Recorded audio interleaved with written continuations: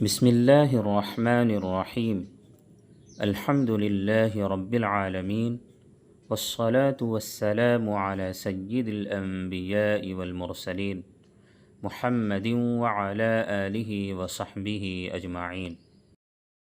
آج ہم قرآن کریم کی صحیح تلاوت کے سب سے بنیادی اصول پر بات کر رہے ہیں، اور وہ ہے ادائیگی حروف۔ قرآن کریم کو درست پڑھنے کے لیے سب سے پہلے ضروری ہے کہ ہم حروف کو ان کے مخرج اور صفات کے ساتھ ادا کریں، جیسا کہ ہمارے نبی صلی اللہ علیہ وسلم نے صحابہ اکرام کو سکھایا تھا۔ اس ویڈیو میں انشاءاللہ میں آپ کو ایک ایک حرف کی بہترین ادائیگی سکھانے کی کوشش کروں گا، ساتھ ہی ساتھ مخرج بھی بتاؤں گا، تاکہ مبتدی احباب کے لیے مزید آسانی ہو جائے اور کلام اللہ کو درست ادائیگی سے پڑھ سکیں، کیونکہ پورے قرآن میں یہی 29 حروف مستعمل ہیں، اور ظاہر ہے کہ جو بھی ان تمام حروف کو بہترین طریقے سے مشق کر لے وہ لحن جلی یعنی بڑی غلطیوں سے محفوظ رہے گا۔ الف کا مخرج ہے جوف دہن یعنی منہ کے اندر کا خلا۔ جب بھی آپ الف ادا کریں تو آواز منہ کے خالی جگہ سے باہر نکلنی چاہیے، یعنی زبان اور ہونٹ کو حرکت نہیں دینا ہے۔ اس کو الف اس لیے کہیں گے کیونکہ یہ حرکات و سکنات سے خالی ہے۔ اگر اس پہ کوئی بھی حرکت آ گئی، جیسے کہ زبر ہو یا زیر ہو یا پیش ہو یا جزم وغیرہ، تو یہ الف نہیں رہے گا بلکہ حمزہ بن جائے گا۔ یہی الف اور حمزہ کی پہچان ہے۔ الف۔ با کا مخرج ہے دونوں ہونٹوں کی تری کا حصہ، اور با حروف قلقلہ میں سے ہے، اس لیے با میں قلقلہ ہوگا۔ با، بی، بو، اب، اب، اب۔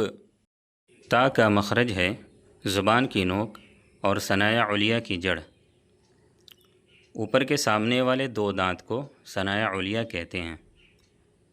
تا، تی، تو، ات، ات، ات۔ تا میں قلقلہ تو نہیں ہوگا، لیکن اس میں جنبش ہوگی، جنبش ادا کرنا ہے۔ ات، ات، ات، اسی کو جنبش کہتے ہیں۔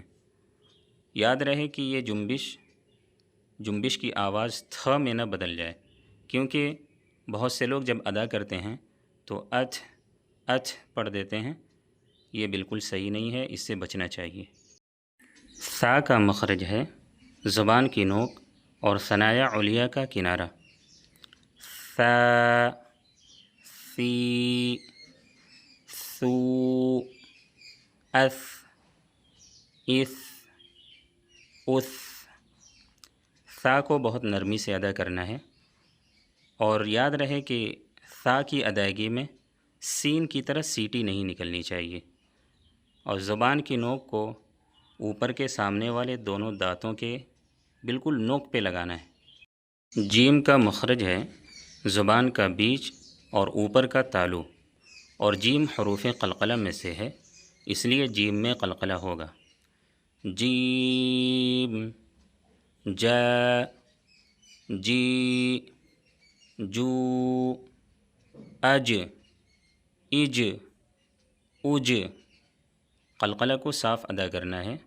بہت سے لوگ اج، اج، اج اس طریقے سے ادا کرتے ہیں، یہ صحیح نہیں ہے۔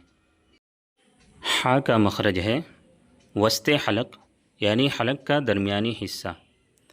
ہا، حی، حو، اح، اح، اح۔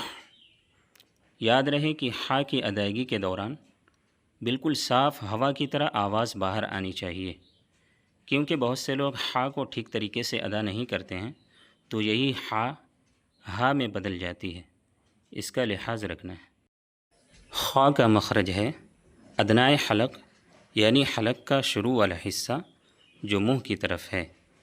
خا، خی، خو، اخ، اخ، اخ۔ خا کی ادائیگی کے دوران بھی بالکل صاف ہوا کی طرح آواز آنی چاہیے، اس میں کھڑکھڑاہٹ کی آواز نہیں آنی چاہیے۔ بہت سے لوگ جب خا ادا کرتے ہیں تو اخ، اخ اس طریقے سے پڑھتے ہیں، اس سے بچنا ہے۔